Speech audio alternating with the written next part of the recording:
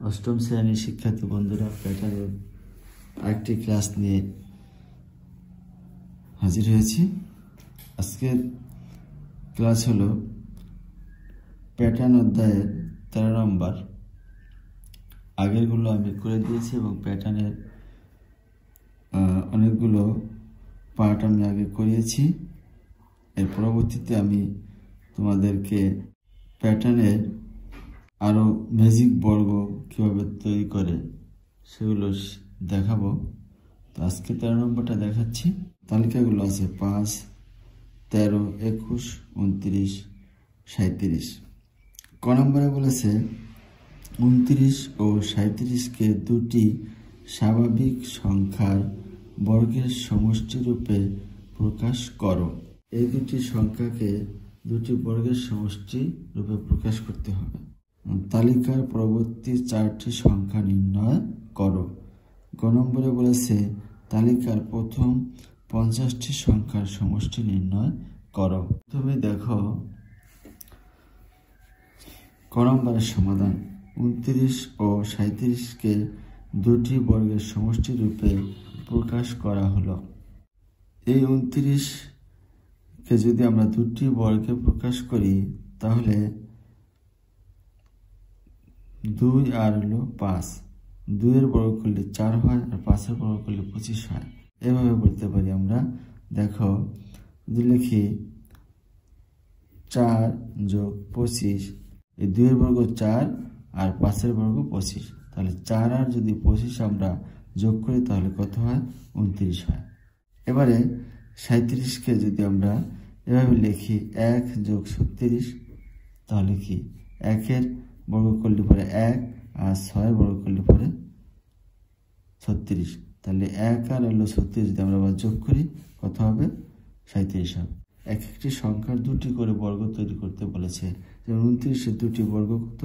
এই দুটি, তাই না? আর 37-এর দুটি বর্গ কত? এত। তালিকার পরবর্তী 4টি সংখ্যা নির্ণয় করো।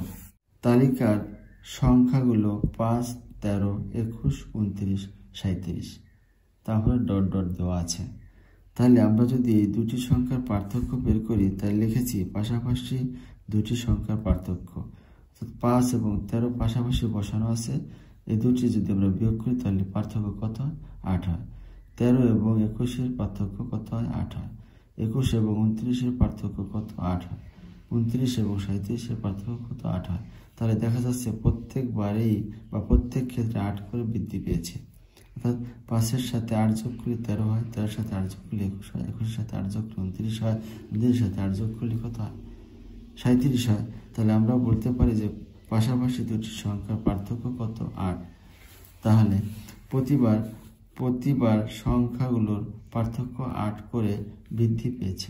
এবার আমরা লিখতে পারি তালিকার পরবর্তী 4টি সংখ্যা যথাক্রমে, অর্থাৎ এই তালিকার পরবর্তী 4টি সংখ্যা আমাদের নির্ণয় করতে হবে। এখানে 37 আছে, এরপরে 4টি সংখ্যা নির্ণয় করতে হবে। দেখো যদি আমরা এই 5-এর সাথে 8 যোগ করি 13 হয়েছে না? আবার 13-এর সাথে 8 যোগ করলে 21 হয়েছে। এবার যদি আমরা 37-এর সাথে 8 যোগ করি তাহলে কত হবে সেটা আমরা নির্ণয় করব। দেখো 37-এর সাথে যদি আমরা 8 যোগ করি তাহলে আমাদের হয়েছে কত? 45। আবার 45-এর সাথে 8 যোগ করি 53। 53-এর সাথে যদি আবার 8 যোগ করি তাহলে 61। 61-এর সাথে যদি আবার 8 যোগ করি তাহলে কত? 69। তাহলে আমরা 4টি সংখ্যা পেলাম কত? একটা 45, একটা পেয়েছি 53, একটা পেয়েছি 61, একটা পেয়েছি 69। তাহলে আমরা উত্তরটা কি? 45, 53, 61, 69। তালিকার প্রথম 50টি সংখ্যার সমষ্টি নির্ণয় করো। সমষ্টির সূত্র তোমরা জানো। প্রথম পদ বা প্রথম সংখ্যা যোগ শেষ সংখ্যা ইন্টু পদ সংখ্যা বাই 2। তাহলে আমাদের প্রথম সংখ্যা এখানে দেওয়া আছে 5, শেষ সংখ্যা এখন আমরা পাইনি। এই 50টি সংখ্যা বলছে 50তম পদ সংখ্যা আমাদের বের করতে হবে, এর মূল্য কত। এটার জন্য আমাদের প্রথম কাজ হলো, দেখো তালিকার প্রথম সংখ্যা কত ছিল? 5। তাহলে আমাদের পাশাপাশি দুটি সংখ্যার পার্থক্য ছিল কত? 8, তাই না? পাশাপাশি দুটি সংখ্যার পার্থক্য ছিল 8 আর এর প্রথম সংখ্যা ছিল 5। তাহলে আমরা যদি 8 গুণ 1 দেই, 8 কে 8, 8-এর সাথে যদি আমরা 3 বিয়োগ করি তাহলে কত হয়? 5 হয়। তাই না? আমরা এভাবে ইজিলি লিখতে পারি। 4-এর সাথে যদি 3 বিয়োগ করি তাহলে 5 হবে। এরকম 8-এর সাথে যদি আমরা 3 বিয়োগ করি তাহলে কত হবে? 5 হবে, তাই না? আমরা পাশাপাশি দুইটি একটা সূত্র ফেরানোর জন্য পাশাপাশি দুটি সংখ্যা আমরা পার্থক্য দেখেছিলাম খ নম্বরে 8, তাই না? এই খ নম্বরে যেহেতু পাশাপাশি দুটি সংখ্যার পার্থক্য 8 পেয়েছিলাম, এবার আমরা এই 8 থেকে 3 বিয়োগ করলে হবে কত? 5। 8 থেকে 3 বিয়োগ করলে 5 হবে, তাই না? এই জন্য আমরা 3 বিয়োগ দেখিয়েছি। তাহলে যেহেতু প্রথম সংখ্যা 1 দিয়ে গুণ করেছি, ওকে। এবার আমরা তালিকার দ্বিতীয় সংখ্যা 13, তালিকার দ্বিতীয় সংখ্যা আমাদের 13 ছিল, তাহলে 8 গুণ 2, এই দ্বিতীয় সংখ্যা মানে কি 2 দিয়ে গুণ করেছি আর পার্থক্য 8, 8 দুগুণে কত? 16, 16 সাথে যদি আমরা 3 বিয়োগ করি তাহলে আমাদের অ্যান্সার কত হয়? 13 হয়। এরকমভাবে যদি তোমরা চিন্তা করো যে 8 গুণ 2 বিয়োগ হলো 3, 8 দুগুণে কত হবে? 16 হবে, 3 বিয়োগ করলে কত হবে? 13 হবে। তাহলে আমরা একটা সূত্র ফেলানোর জন্য আমরা এই সিস্টেম করেছি যাতে 50তম পদের মান বের করা যায়। এবারে আমরা দ্বিতীয় সংখ্যা দেখেছি 21, তৃতীয় সংখ্যা আমরা তৃতীয় সংখ্যা দেখলাম, তৃতীয় সংখ্যা আছে কত? 21। এবারে 21কে যদি আমরা 8 গুণ 3, 3 8 24 আর বিয়োগ করলে আবার 21 হয়, তাই না? এরপর চতুর্থ সংখ্যা আছে 29, তাহলে আমাদের পার্থক্য 8 আর সংখ্যা কত? 4, 4 8 32 বিয়োগ করলে 3 কত? আগে 29 হয়ে যাবে, তাই না?